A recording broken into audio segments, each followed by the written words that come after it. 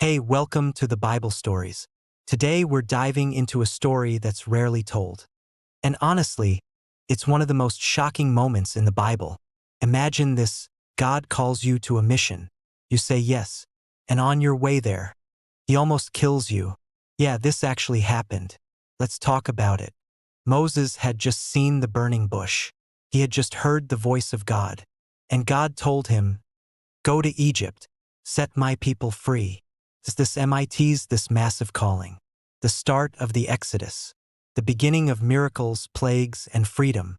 But just a few verses later, Exodus 4 verse 24 says this: "At a lodging place on the way, the Lord met Moses and was about to kill him." Wait, what? God just called him, and now God wants to kill him? Why? Let's slow down and unpack what's really going on here. A sieve calling.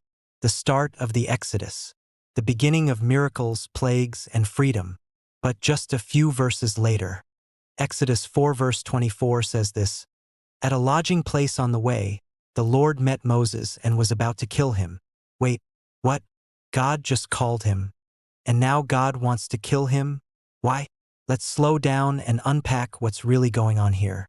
So here's the situation. Moses is traveling with his wife, Zipporah, and their two sons. They're heading to Egypt, just like God told them. They stop for the night. It seems like a normal resting point, but something happens. Something serious. The Bible doesn't say exactly how God tried to kill him. Some scholars think Moses became suddenly ill. Others think it was a direct divine encounter. Either way, it was life or death. And then Zipporah, his wife, takes matters into her own hands. She grabs a flint knife. She circumcises their son, and she touches Moses' feet with the blood. Then she says, "Surely you are a bridegroom of blood to me." And suddenly, it's over. God lets Moses live. Crisis averted. Okay, what just happened?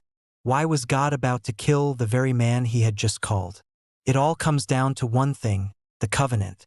Let's go back to Genesis 17. God made a covenant with Abraham, and he commanded that every male descendant be circumcised. It was the physical sign that you belonged to God's people. It was serious. God said anyone who wasn't circumcised would be cut off from his covenant. Moses knew this, but for some reason he hadn't circumcised his son. Maybe he was avoiding conflict with Zipporah, who was Midianite. Maybe he thought it wasn't that big of a deal. Maybe he just got lazy or distracted. But God didn't forget. Before Moses could lead Israel, before he could speak for God, he had to obey God fully, even in the private things. Here's the powerful part. It wasn't Moses who acted. It was Zipporah. She sees what's happening. She understands this isn't random. It's spiritual. And she moves quickly. She circumcises their son, touches Moses with the blood, and says those haunting words: "You are a bridegroom of blood to me." It's raw. It's uncomfortable. It's not a moment of celebration. It's survival. But it was obedience. And it saved Moses' life.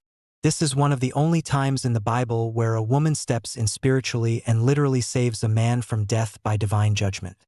And she doesn't get a lot of credit for it. Zipporah may not have understood the whole covenant, but she recognized what needed to be done. That makes her one of the quiet heroes of the Bible. Now here's the question we have to ask. What does this strange little story mean for us? Honestly, a lot. First, God takes his covenant seriously. He's not casual about it. And he doesn't make exceptions just because we're called or chosen. Moses was God's man, but obedience still mattered. Second, spiritual leadership starts in the home. Before Moses could lead a nation, he had to lead his family in obedience. You can't lead others if you're not honoring God in the quiet places first. Third, sometimes the people around us see things we don't. Zipporah saw it. She acted. And because of her, Moses lived. Don't ignore the voice of your spouse, your friend, or your mentor when they call you out or point you toward obedience. Let's be honest. It's easy to get excited about the big things God is calling us to. Starting a ministry, writing a book, sharing your testimony, leading others. But sometimes, God stops us in our tracks because there's something small, something private we haven't dealt with, and He loves us too much to let us skip it. So yeah, God really did try to kill Moses, but not because He was cruel. It was because He's holy, because covenant matters, and because Moses still had some unfinished business with God. It's a hard story, but it's also a story of mercy, of second chances, of God preparing His servant for the mission ahead. Thanks for watching. If this challenged or surprised you, don't forget to like, subscribe, and share it with someone who's feeling called by God, but maybe hasn't dealt with the little things yet. And I'd love to hear from you in the comments. Is there something God's been nudging you to obey in private before you step out in public? Let's talk about it. See you next time right here on the Bible Stories.